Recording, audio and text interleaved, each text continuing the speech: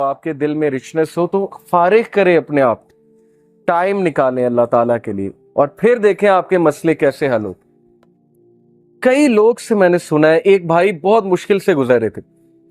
2 سال پہلے کا واقعہ ہے، اور 6-7 مہینے ہو گئے ان کا وہ مسئلہ حل نہیں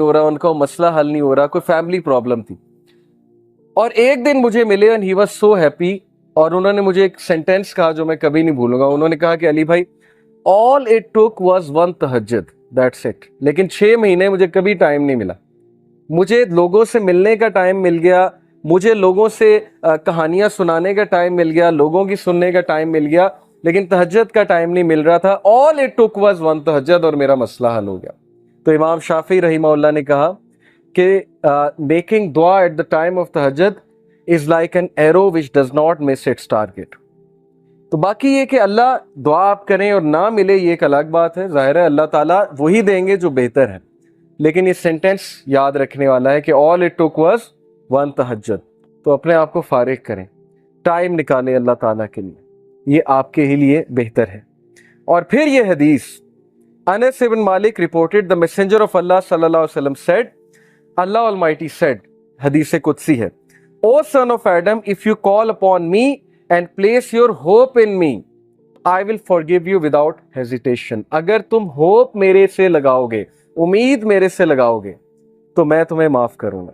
without any hesitation میں تمہیں معاف کروں گا۔ O son of Adam, if you have sins piling up to the clouds and then ask for my forgiveness, I will forgive you without hesitation۔ اور اگر تیرے گناہ آسمان تک جا رہے ہیں اور آسمان کی طرح پائل اپ ہو چکے ہیں، کلاؤڈز کی طرح، یعنی اتنے سنز ہو چکے ہیں کہ تم اسراف کر چکے ہو، اور تم مجھ سے معافی مانگو گے، میں تمہیں معاف کروں گا، لیکن سچے دل سے توبہ کرو، میرے پاس آؤ گے، میرے سے بات کرو گے، مجھے ریکگنائز کرو گے، تو میں تمہیں معاف کروں گا۔ تو کویسچن یہ ہے کہ کیا ہمارے ہوپس اللہ تعالیٰ سے لگے ہیں یا ہمارے ہوپس کریشن سے لگے ہیں؟ میں یوتھ سے بات کر رہا ہوں، میں حیران ہوں کہ ہم ایک انسان کے لیے راتیں جاگ لیتے ہیں، ہم اس کے لیے اپنے ڈیسیجنز چینج کر لیتے ہیں،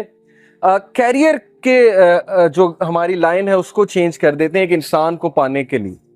ایک انسان کے پیچھے دوڑتے ہیں، اور بعد میں ہمیں کوئی خاص فائدہ بھی نہیں ملتا، بعد میں ہمیں جو ہے وہ ریگریٹ ہوتا ہے کہ میں نے اتنا کچھ کیا اور آگے سے رزلٹ جو ہے وہ کچھ بھی نہیں ہے۔ تو یہ ہیں وہ مثالیں جو اللہ تعالیٰ ہمیں قرآن مجید میں بتا رہے ہیں، حدیث میں بتا رہے ہیں کہ تم میرے سے امید لگاؤ، تم میرے پاس آؤ، تم میرے سے مانگو،